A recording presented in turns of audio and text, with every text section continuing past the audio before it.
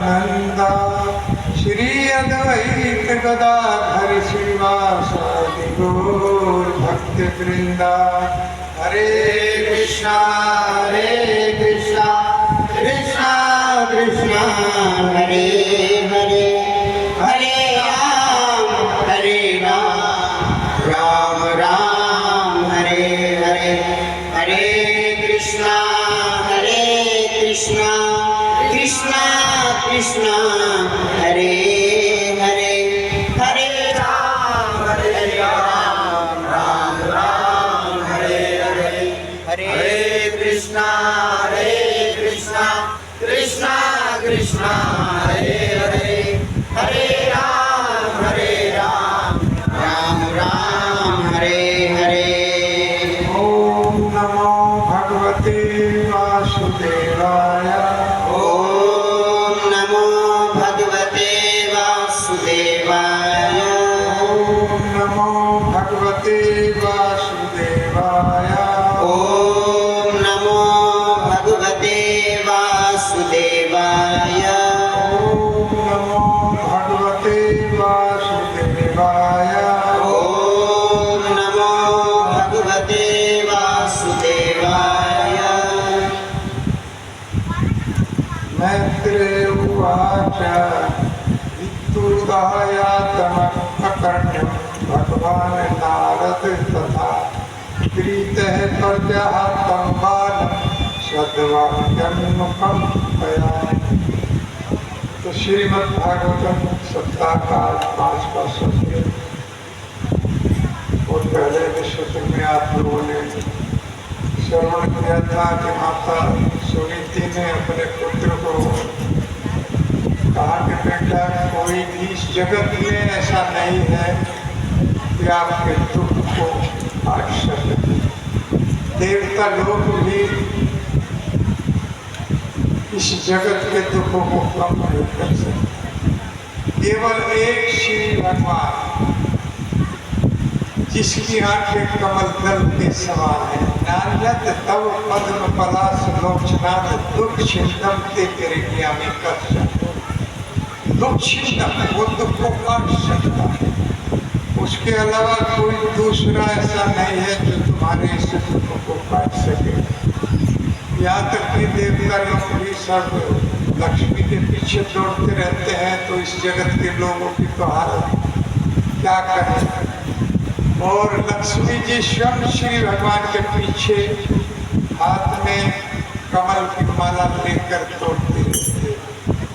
तुम्हें बताया था कि किस तरह से अगर कोई भगवान की पूजा करता है तो लक्ष्मी जी प्रसन्न अपने आप हो जाती है। और लक्ष्मी जी नहीं, सारे देवता प्रसन्न हो जाते हैं।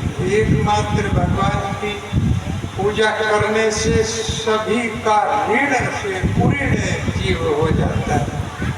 किसी का ऋण उसको देना नहीं पड़ता, नहीं तो माता पिता का ऋण ही नहीं उतर पाता। देव ऋषि आपती निर्णाम न पितरो, देव ऋषि आपती निर्णाम पितरनाम न किंकरो न अयम ऋणी चला। सर्वात्मन ये शरणम शरण्यम गतो मुकुंदम पर्यर्थकम। जिसने श्री मुकुंद के चरणों में अपना सर्वस्व न्योछावर कर दिया, अपने आप को समर्पित कर दिया है, उसके ऊपर किसी का ऋण शेष नहीं बचता। नहीं तो देवताओं का ऋण, माता पिता का ऋण, पितरों का ऋण, जीव से वो ऋण नहीं हो पाता है। अब देवताओं का ऋण देखिए, सूर्य को प्रकाश देता है या कोई टैक्स लेता है, सबको समान प्रकाश देता है। सरकार अगर लाइट देती है तो बिल हर महीने आ जाता है, वो पेमेंट करना पड़ता है। भगवान ऑक्सीजन वायु दे रहे हैं जो हमारा जीने का सहारा है, कोई टैक्स नहीं दिया जाता। तो इस तरह से हम लोग केवल भगवान की भक्ति करके समस्त देवताओं के ऋणों से ऊर्ण हो सकते हैं और उन सबको प्रसन्न कर सकते हैं। अलग से हम चाहें तो देवता लोग प्रसन्न हम नहीं कर सकते, और उनसे जो भी हम वरदान मांगते हैं वो वरदान भी श्री भगवान के द्वारा ही दिया जाता है। भगवत गीता के अनुसार अंतवंतु च फलम तेषां तद्भवत् अल्पमेधसां, और वो क्षणिक हो जाता है, उसका लाभ कुछ समय तक ही रहता है, लेकिन क्योंकि ये विधि त्रुटिपूर्ण भगवत गीता में बताई गई, ये विधि त्रुटिपूर्ण है।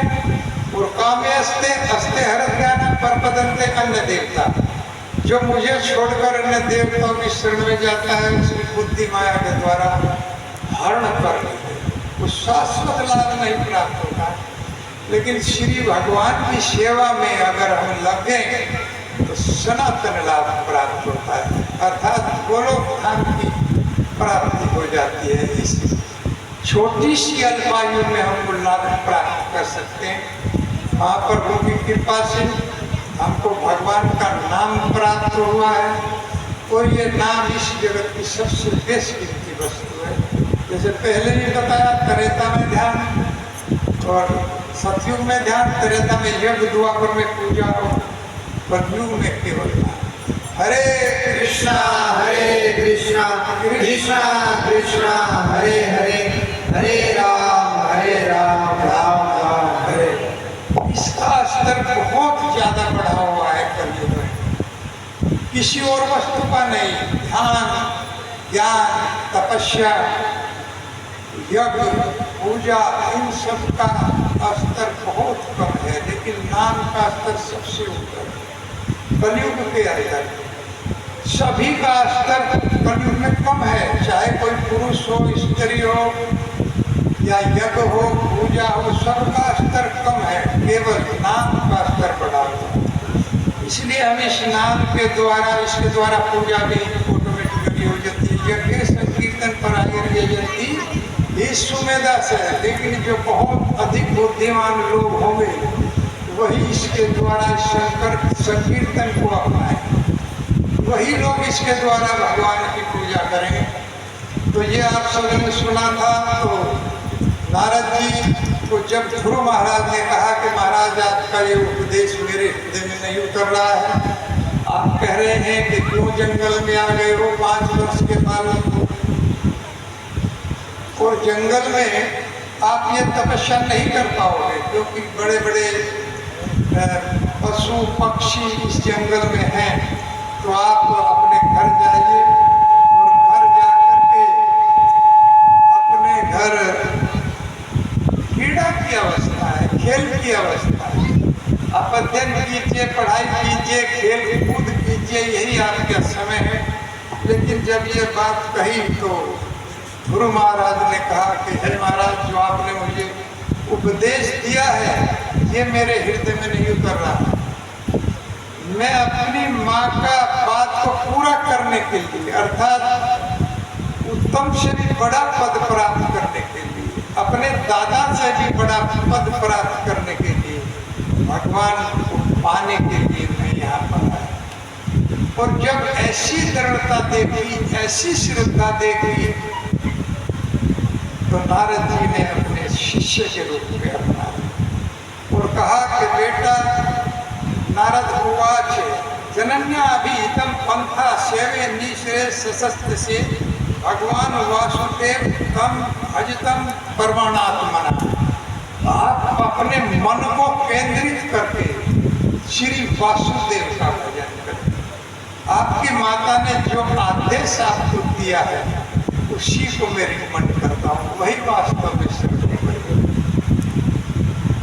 तो कितनी बड़ी बात माता सुनीति के द्वारा कही गई। आजकल की माताएं जो है अपने बच्चे को मंदिर में भेजने से भी डरती हैं। प्रहलाद महाराज जब हिरण्यकशिपु ने पूछा कि बेटा कोई अपना प्रिय सब्जेक्ट ही हमको सुना, स्कूल में जाते थे तो कहा कि तत्साधु मन्य सुवर्यन्ते ही नाम सदा सनोद्विग्न ध्यान सत्ग्रह हित्वा तम आत्म ग्रह अंधकूपम वनम गोतो यद हरि माश्रे। ये पिताजी मैंने सीखा है कि आप जैसे जो गृहस्थी हैं, आपका गृहस्थ असत ग्रस्त, गृहस्थ को त्याग करके आप वन में जाकर पातम ग्रह में अंधकूप, आप इस गृहस्थ में ये अंधकूप की तरह से पड़े हो, जैसे कोई अंधे कुएं में गिर गया। कोई घास फूस का कुआं है, उसके अंदर बहुत बड़े बड़े अजगर हैं और वो छपा हुआ है, उसकी जानकारी नहीं है, तो जीव चला जा रहा है और पैर पड़ता है तो उसमें गिर जाता है, कौन उसको बचाएगा? ये आपका जो गृहस्थ है ये इसी तरह का है। ठीक है पिताजी, असत ग्रह आपका असत गृहस्थ है, इसको त्याग दीजिए। और ये बात सुनकर के छोटा सा बच्चा इतनी बड़ी बात बता रहा है और ऊपर से ही पटक दिया कि कहाँ से इसको सीख कर आया है। जरूर कोई हरे कृष्णा वाला आया होगा और उसने ये उपदेश दिया होगा, क्योंकि नारद जी वहाँ पर होते, यही नारद जी। तो इस बात को त्याग करके छोड़ करके हिरण्यकशिपु एक बार और चांस देते हैं। उनके जो गुरु हैं उनको बुलाते हैं, सड़क और अमर को सावधान करते हैं कि कोई भी हरे कृष्णा वाला उनके पास ना। आजकल लोग समझते हैं कि किसी का बच्चा साधु हो गया तो बहुत बड़ी बात है, उसके पैर भी छुएंगे, लेकिन अपना अगर साधु की तरफ को बढ़ता है तो बहुत बुरा लगता है, उसको रोक लेते हैं। कई बच्चे हमने देखे हैं कि पिता माता पिता को भजन करने नहीं देते, भजन नहीं कर देते, पढ़ाना चाहते हैं, लेकिन सावधान रहें, वही बच्चा वास्तव में पढ़ पाएगा जो भगवान से जुड़ जाए। यही शास्त्र लाभ है। क्यों? ददामी बुद्धि, भगवान प्रसन्न हो जाते हैं और बुद्धि प्रदान करते हैं, बुद्धि देते हैं। तो इसलिए यही नारद जी ने कहा कि ये जो रास्ता है ये सबसे श्रेष्ठ रास्ता है। सगनी जीव है हम लोग के पंथा तो अब है, इस रास्ते पर कोई भेद नहीं, इसी पर चलिए। आगे कह रहे हैं धर्मान था काम मोक्षाय अक्षम इच्छे यदि आत्मना एकम हरे तद कारणम पादिश्य। जैसी नाम में चैतन्य महाप्रभु इस तरह से इस नाम को रिकमेंडेशन करते हैं और कितनी बात बताई जाती है, उन सब के बाद भी इस नाम की रिकमेंडेशन आती है। एक बार की बात है कि चैतन्य महाप्रभु वृंदावन की यात्रा करना चाहते थे। बिहार नदिया में थे, तो बिहार में सॉरी बंगाल में थे।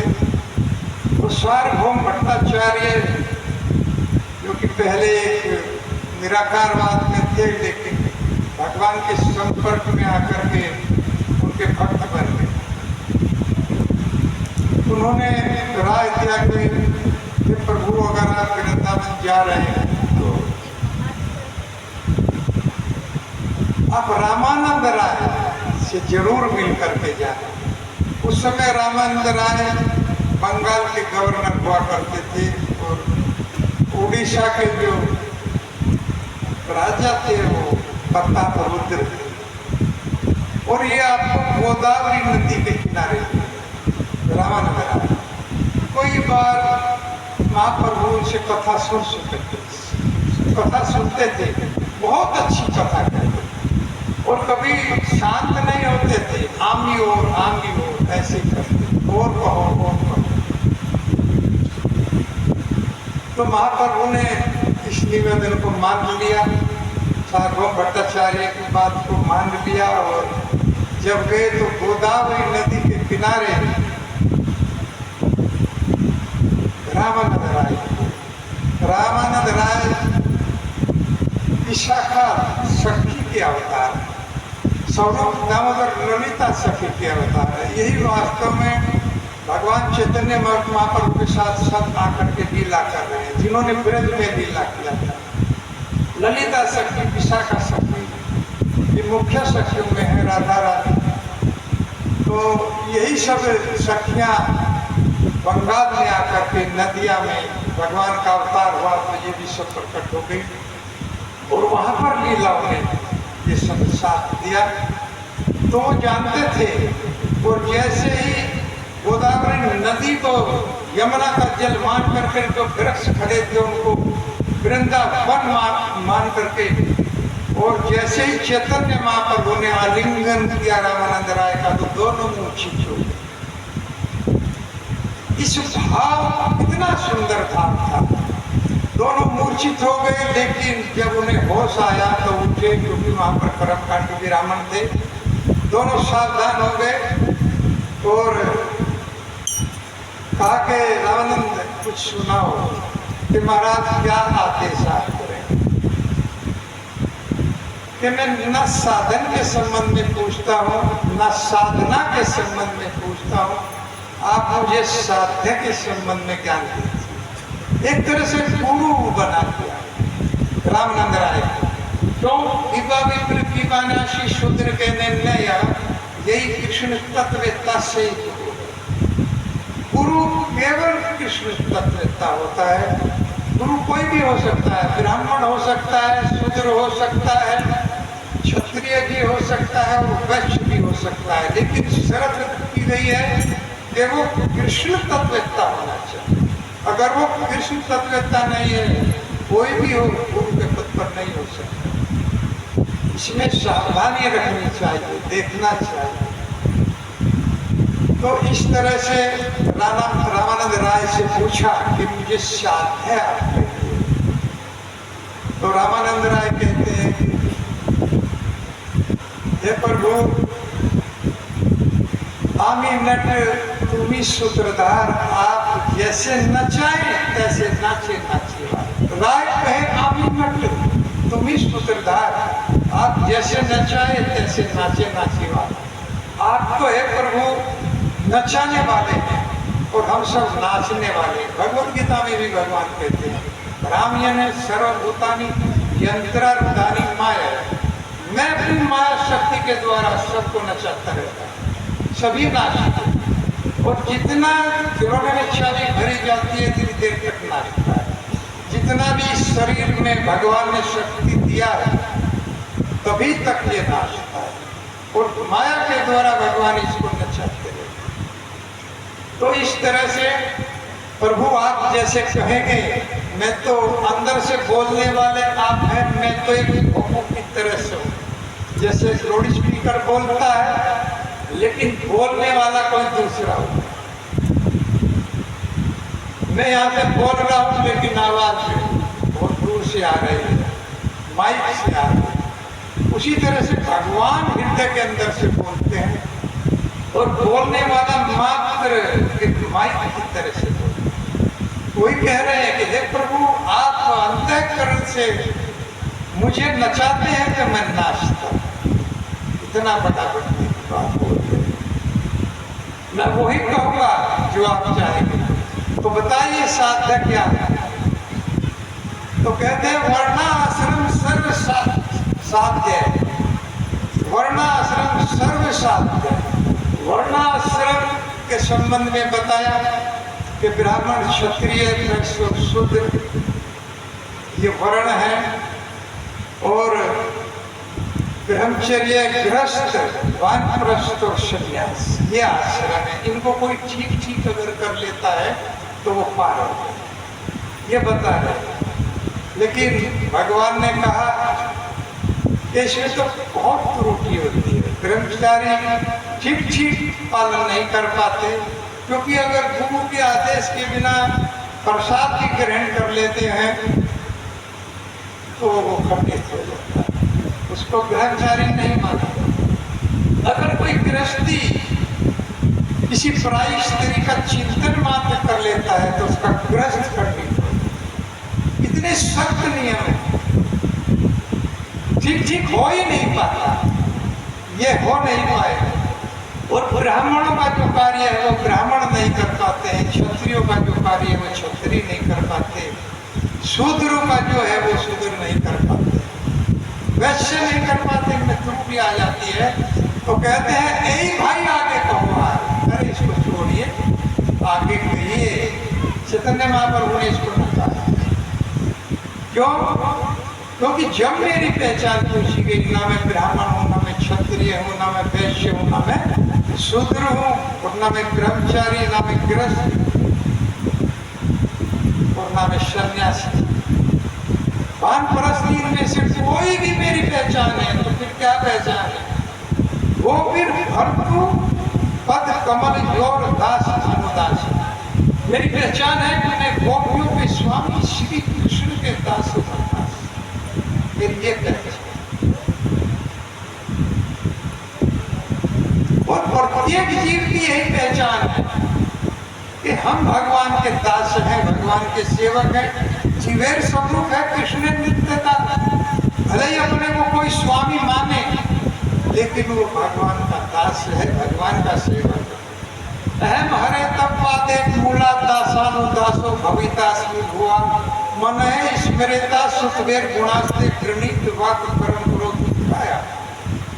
ये प्रभु मैं कब आपके चरणों का एक दास बनूंगा, कब और कब आपके दासों का दास बनूंगा, कब मेरा मन आपकी लीलाओं का चिंतन और मनन करेगा और कब मेरी ये काया आपके काम आएगी और कब मेरी ये जिह्वा आपके नाम का उच्चारण करेगी। हरे कृष्णा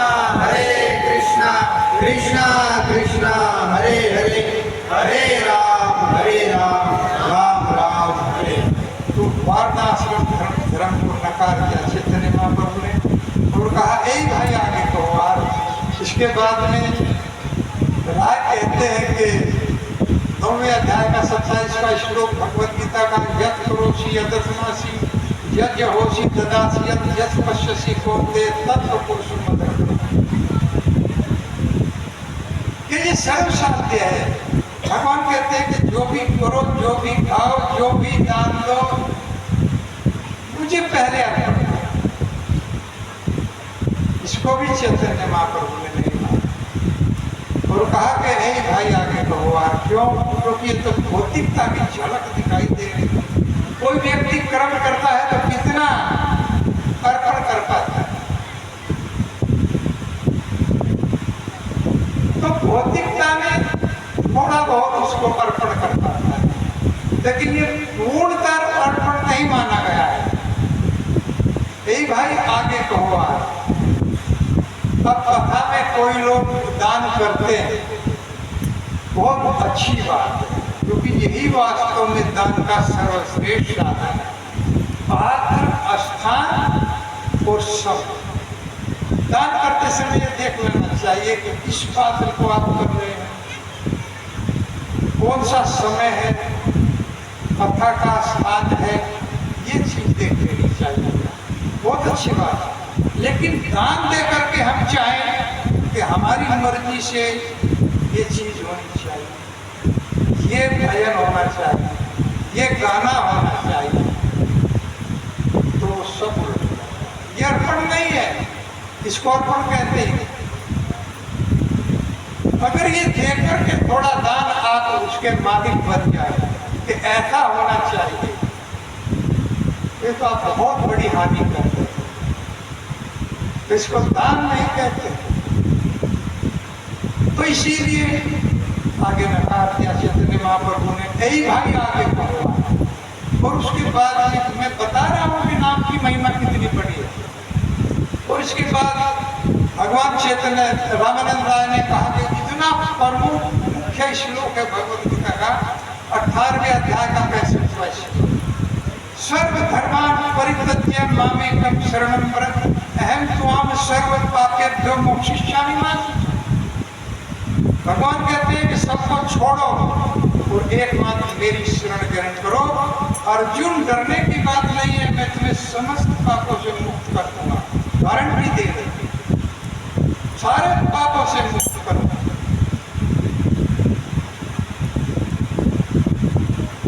तो सारे पापों से मुक्त करेंगे तो भगवान महाप्रभु कहते हैं तो इसमें तो लालच दिखाई दे रहा है, इसमें तो लालच दिखाई दे रहा है।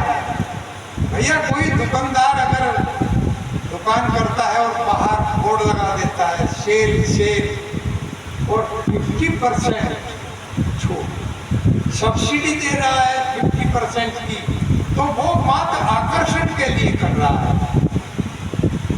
वो रेट भी बढ़ा देता है और माल रहा है, रिजेक्ट माल करते 50% छूट आपको देगा, फिर भी ठगी रहा है। तो इसीलिए इसमें तो आकर्षण है। भगवान कह रहे हैं मैं पापों को समाप्त कर दूंगा, आप मेरी शरण में आओ। ये तो शेर की तरह से यही भाई आगे को, लेकिन गोपियों ने इसको नहीं नकारा। क्यों? उन्होंने केवल सर्वधर्मान परित्यज्य आगे नहीं बढ़ा। हे कृष्ण, हमने आपके लिए सब कुछ त्याग दिया, सब कुछ छोड़ दिया। हमें पापों की चिंता नहीं है। अगर आपको पाने के लिए और भी पाप करने पड़े तो हम तैयार हैं। इतना भी पाप हो जाए, बस आपका दर्शन हम मिल जाए। क्योंकि जहां भी सुनाई देता है, जहां भी आपकी बंसी बजती है, उधर ही हम दौड़ दौड़ के जा रहे हैं, लेकिन दर्शन नहीं।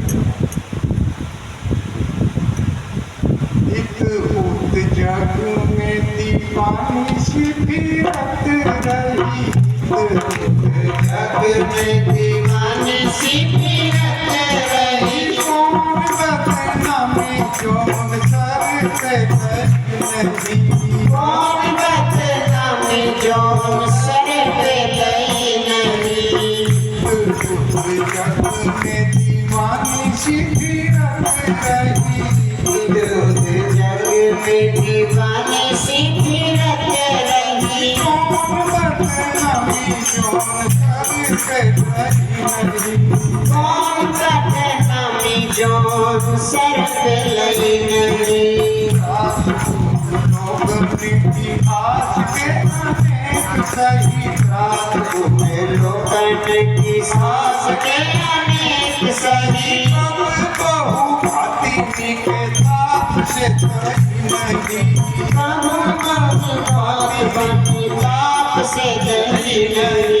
हरिश्चंद्र जी बन कुंज जहाँ जहाँ सुनो, हरिश्चंद्र जी बन कुंज जहाँ जहाँ सुनो, कब आई के गई नहीं, जहाँ जहाँ कब आई के गई नहीं। होनी लीनी सब बिहारे, होनी हने होनी लीनी सब बिहारे, तो प्राण प्यारे थे तुमसे भई नहीं, प्राण प्यारे थे तुमसे भई नहीं। जग में दीवानी सी फिरत रही, जग में दीवानी सी फिरत रही, कौन बदनामी जोन सर पे गई नहीं, कौन बदनामी जोन सर पे गई नहीं। ऐसा सुंदर जग में सब जगह हम दौड़ी दौड़ी फिर रही है। कौन सी बदनामी है जो हमने अपने सर पर नहीं ली है? लोगों ने बहुत बदनामी किया। त्रासपुर लोगों ने इतिहास के अनेक सही, कब बहु भांति नहीं, ताप से नहीं। हमें तरह तरह की कठिनाई ताप से हम कब गए हैं आपके दर्शन, लेकिन आपका दर्शन नहीं मिलता है। हरिश्चंद्र गिरी बन कुंज जहाँ जहाँ सुनो, हमने जहाँ जहाँ भी सुना, कहाँ कहाँ कब उठी धाई दे गए, उसी स्थान पर हम दौड़ के गई हैं। होनी अनहोनी सब तुम्हारे लिए हमने सही है, लेकिन प्राण प्यारे तुमसे भेंट नहीं हो पाई, तब भी मैं नहीं। इस तरह से गोपियां करो। सबसे सुंदर और सबसे ऐसे भक्त गोपी जन ऐसे भक्त हैं भगवान। वास्तव में भक्ति इनसे सीखना चाहिए। और हम लोग देखते हैं कि गोपियों के पीछे भागते हैं क्योंकि जानकारी नहीं। किस तरह से भगवान इन अपने भक्तों का संग करते थे, किस तरह इनके साथ रहते थे। तो इस श्लोक को भी चैतन्य महाप्रभु ने कहा, ऐ भाई आगे कहो। क्यों? क्योंकि अगर पिताजी कहते हैं पुत्र से बेटा हमसे प्रेम करो, और पुत्र कहता है क्यों पिताजी जबरदस्ती है, कि बेटा हमसे प्रेम करना पड़ेगा। कि नहीं पिताजी, मैं कोई जबरदस्ती प्रेम नहीं कर सकता। फिर कहेंगे कि अगर आपको संपत्ति चाहती है बेटा तो प्रेम करना पड़ेगा। तो पिताजी हाँ, अब तो प्रेम करना पड़ेगा। प्रेम करने लगता है, बनावटी प्रेम। तो ये तो लालच है, इसमें तो आकर्षण है, इसलिए इसको नकार दिया जाता है। ए भाई आगे कहा, इसी श्लोक को भी नकार दिया। और इसके बाद में ज्ञान मिश्रित भक्ति सर्व साध्य साध। लेकिन ज्ञान में भी व्यक्ति ब्रह्म ज्योति तक पहुंचता है और ज्ञान के अंदर अहम हो जाता है। इसलिए भगवान कहते हैं मनोमान से जीव लोग के जीव भूत सनातन। जीव मेरा सनातन अंश है, लेकिन जीव वो मुझे पाने के लिए नहीं चल रहा। ज्ञानी को अहम हो जाता है और ब्रह्म ज्योति तक जा सकता है अगर शुद्ध ज्ञानी हो, और वहां से भी नीचे करने के अवसर है। इसके बाद में कहते हैं कि शून्य ज्ञान भक्ति सब साधन साध।